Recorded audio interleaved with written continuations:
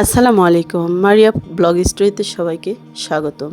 আজকে এমন একটি মজার খাবার নিয়ে চলে এসেছি বন্ধুরা, অবশ্যই লাইক দিয়ে পুরো ভিডিওটি দেখবেন। আমি আজকে নিয়ে এসেছি নান রুটি।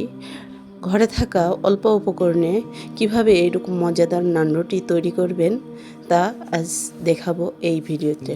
ভিডিওটি দেখতে হলে ফুল ভিডিওটির সঙ্গে থাকবেন। এই যে দেখুন কত সুন্দর নরম তুলতুলে এবং ফমের মতো নান রুটি। বন্ধুরা, এই নান রুটি তৈরি করার জন্য এক বাটি কুসুম গরম পানি নিয়েছি। এখানে দিয়ে দিব 1.5 চামচ ইস্টটা দিয়ে আমি 10 মিনিট রেস্টে রাখবো। বন্ধুরা, অবশ্যই লাইক কমেন্ট শেয়ার করতে ভুলবেন না। চ্যানেলটি সাবস্ক্রাইব করে পাশে থাকবেন এবং বেল আইকনটি অন করে দিবেন।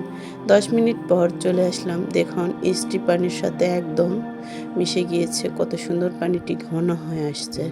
এখন আমি এই পানির মধ্যে দিয়ে দিব 1 কাপ পরিমাণ ময়দা। বন্ধুরা, ময়দাটা দিলে এই রুটিটি খেতে বেশি মজার হয়ে থাকে। ময়দা দিয়ে দিলাম। এখন দিয়ে দিব স্বাদ মতো লবণ। এখন দিব 1 কাপ পরিমাণ চিনি। চিনিটা দিলে খেতে খুব মজার লাগে। এই যে এখন দিয়ে দিব একটি ডিম। দিয়ে এখন সুন্দর করে এটা একটি বানিয়ে নিব। বন্ধুরা, এই দটি বানানোর সময় যদি পরিমাণে আরও আটা লাগে অবশ্যই দিতে হবে, কারণ শুকনো একটি রুটির বানিয়ে নিতে হবে। এই যে এভাবে নেড়ে চেড়ে সুন্দর করে আমি দটি বানিয়ে নেব। প্রয়োজনে আমার আরও আটা ব্যবহার করতে হবে, আমি দিব। আস্তে আস্তে আটা দিয়ে সুন্দর একটা তৈরি করে নেব। দেশ এবং দেশের বাইরে থেকে কে কোথা থেকে যুক্ত হয়েছেন সবাইকে অসংখ্য ধন্যবাদ। যারা আমার ভিডিওটি এখনো পর্যন্ত দেখছেন তাদেরকে আন্তরিক শুভেচ্ছা। বন্ধুরা, অবশ্যই ভালোবেসে পাশে থাকবেন এবং ফুল ভিডিওটি ফুল ওয়াচ করে দেখবেন এবং এই রেসিপিটি শিখে নেবেন। আমি এই যে আবারও আটা মিক্সড করে আমি সুন্দর করে দটি করে নিলাম। এই দটি আমি 10 মিনিটের জন্য রেস্টে দিব। 10 মিনিটের থেকে একটু বেশি হলেও ভালো হয়। এই যে 10 মিনিট পর দেখুন ফুলে দটি একদম ডাবল হয়ে গিয়েছে। দটি ভিতরে এমনভাবে ফোমের মতো হয়ে গিয়েছে, দেখুন ভেতরে এই বাষ্পগুলো বের করে দিব। চাপে চাপে এই বাষ্পগুলো আমি বের করে দিব। এই নান রুটিটি খেতে এত মজার হয় যা বলে বোঝাতে পারব না। বন্ধুরা, অবশ্যই এই নান রুটিটি আপনারা বাসায় ট্রাই করবেন এবং ভিডিওটি ভালো লাগলে শেয়ার করে বন্ধু বান্ধবদের, আত্মীয় স্বজনদের শেয়ার করবেন, তারাও যেন বাসায় বানিয়ে খেতে পারে। এভাবে সুন্দর করে স্লাইস করে কেটে নিব। মাঝখানে এরকম শেপ দিয়ে কেটে নিয়ে আমি এখন সুন্দর করে ছোট ছোট লেচি কেটে নেব।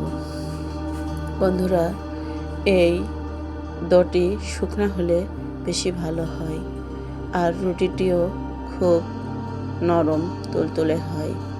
এত নরম চিপসি একটি রুটি যা আপনি তরকারির ঝোল বা কোনো কিছু দিয়ে খেতে একদম পারফেক্ট। বন্ধুরা, এভাবে লেচি কেটে নিব এবং লেচিটি সুন্দর এক শেপ দিয়ে নিতে হবে একই আকারে।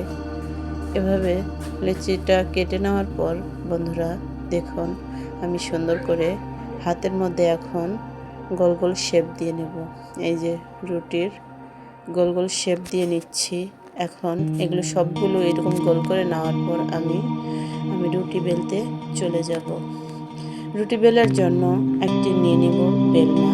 এই যে বেলনা দিয়ে আমি সুন্দর করে রুটিগুলো বেলে নেব এইভাবে।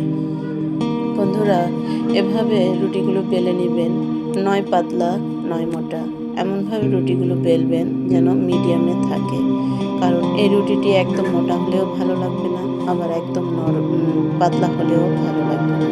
এই যে সবগুলো রুটি আমি বেলে নিচ্ছি। এভাবে বেলে নেবেন। বেলে নেওয়ার পর দেখুন কত সুন্দর করে আমি রুটিগুলো বেলে নিয়েছি। বন্ধুরা, এখন ভাজার পালা। রুটিগুলো এখন আমি সেঁকে নিব। সুন্দর করে সেঁকে নেওয়ার জন্য ফ্রাই প্যানে এই যে দেখুন বন্ধু, রুটিগুলো এত সুন্দর ফুলে উঠতেছে। কড়াইয়ে দেওয়ার পরপরই দেখুন কত সুন্দর করে ফুলে উঠতেছে।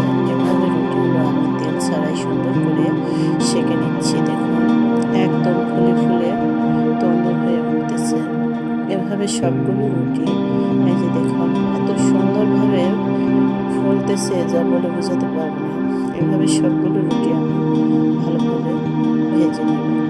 রুটিগুলো খেতে এত মজার ছিল, আপনারা না খেলে বুঝতে পারবেন না। অবশ্যই বাসায় ট্রাই করবেন। আর ভিডিওটি যদি ভালো লেগে থাকে লাইক কমেন্ট শেয়ার করতে ভুলবেন না। আমার চ্যানেলটি অবশ্যই সাবস্ক্রাইব করে পাশে থাকবেন। এই যে দেখুন কতগুলো রুটি আমি বানিয়ে নিয়েছি।